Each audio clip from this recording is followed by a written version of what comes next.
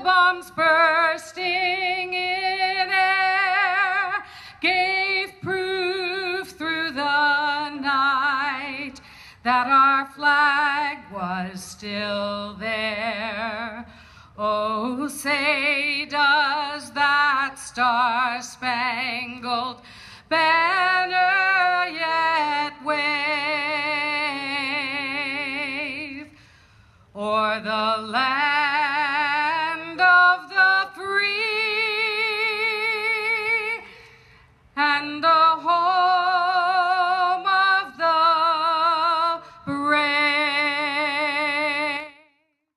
You know, really, it's all cleared out there. There are no obstructions viewing the stage. It really lays out nicely. You know, it's a nice small amphitheater. It's our first amphitheater in the county, and something that we've been talking about doing for a while, and we thought having it as part of our 350th would be great timing.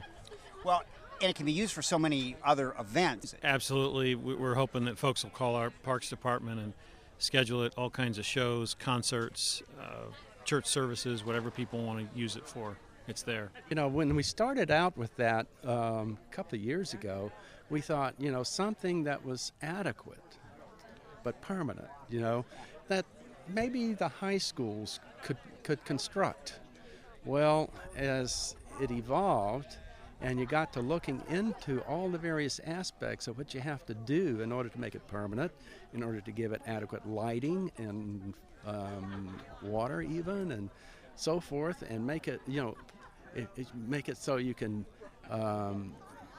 do it out in the sunshine or the rain, what have you. So you got to have a canopy of some kind. So it just kind of grew and grew. But the design of it is just really terrific. I mean, it's just so, in a way, you know, it's just kind of inspirational the way it's designed. They tell me I think you can get about 3,000 people on that hillside. Yeah, that's what we're looking forward to, is being able to hold some really nice big events there. Music events perhaps, arts festivals, that sort of thing. So I think in years to come that's going to be quite a center of artistic expression, you know, for the Fredericksburg area and South Stafford.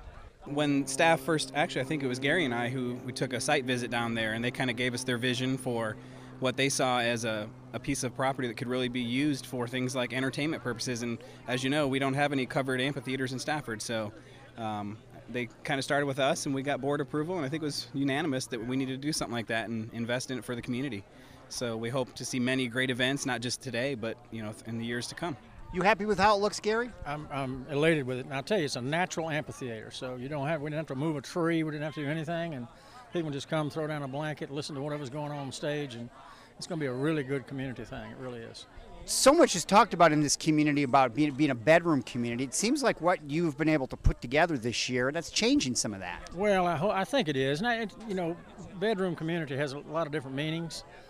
We have a lot of people that commute north, there's no question about it, but we have an awful lot of people here that haven't, some of them haven't been here that long, but they still call Stafford home because it's just a great place to live. It really is. I would agree. You know, I used to be one of those guys who commuted to McLean every day for 2.5 hours.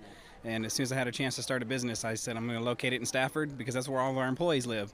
So that keeps 8 or 10 of us off the road, and you know, we certainly want to get rid of that bedroom community negative consequences that come with that.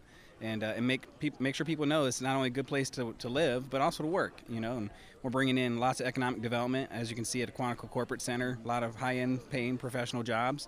Bringing those in so we can get people off the interstate and keep them down here in Stafford County. Well, this whole 350 just continues to build. That's an amazing feat. I mean, if you consider all the volunteer hours that went in this, I get email notifications, seems like every other day, some subcommittee of the 350th Commission, and they are just meeting nonstop and making all this happen.